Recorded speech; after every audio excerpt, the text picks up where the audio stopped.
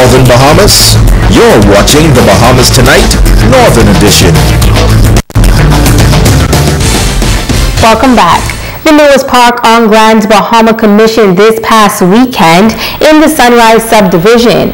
Former parliamentarian Nico Grant was among those celebrating the achievement, noting that the Bernard Spinks Rural Park was sometime in the making. Local government came along in 1996, and it was like a dream come true. They enabled us to build parks in Freeport. As I said earlier, there was none. I'm now told that there are some 19 and that you're on your way to 20, which is commendable, and I want you to give them a round of applause. I'm so pleased to have been involved in 4 of those parks.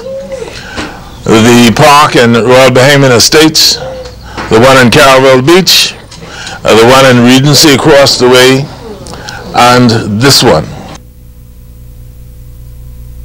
Developer for Sunrise Subdivision, Michael Edwards, adding that community is 20 years in the making as well. He says that when he began the project, implementing a park and naming it in honor of Spinks was of the utmost importance. Councillor Fraser Gibson says she is thankful to all parties that helped to make this vision a reality. I did that after much consideration and much thought, because every time we want to have any function in Sunrise, particularly as it relates to the best kept yard, Spinks always won. And it wasn't only when we were having best kept yard.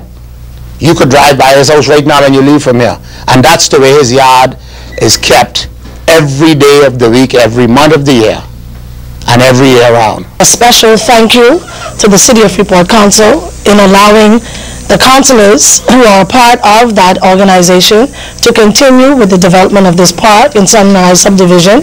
I want to thank the partners who would have been the developer, Mr. Michael Edwards, and former Member of Parliament, Mr. Nico Grant, who assisted in the construction of this park.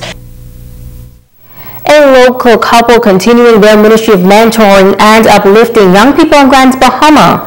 Charism Ministries is hosting a 2-week purity camp for girls at the community center in Coral Gardens. In this report, Sabrina Brown tells us that the participants are being challenged to know their self-worth.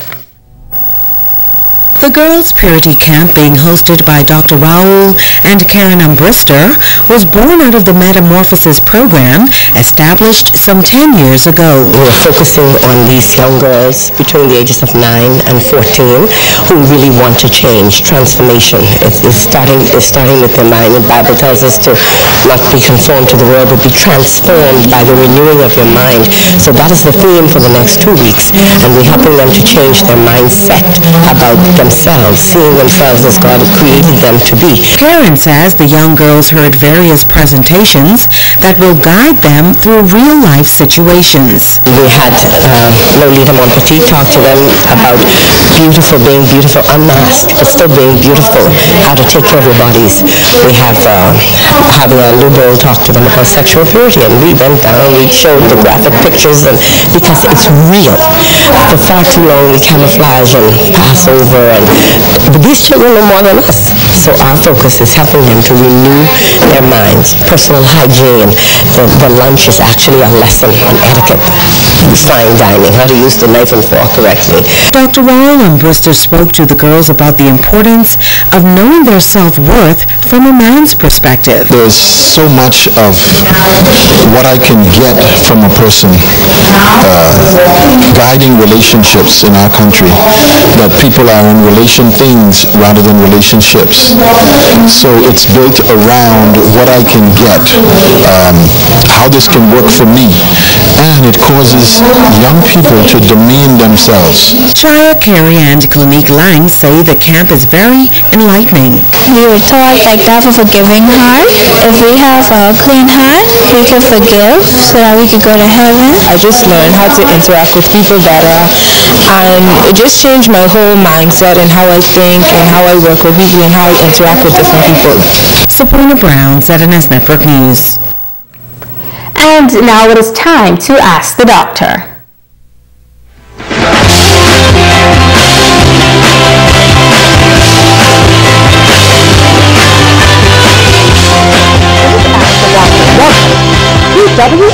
this question: can using weight loss products lead to eating disorders?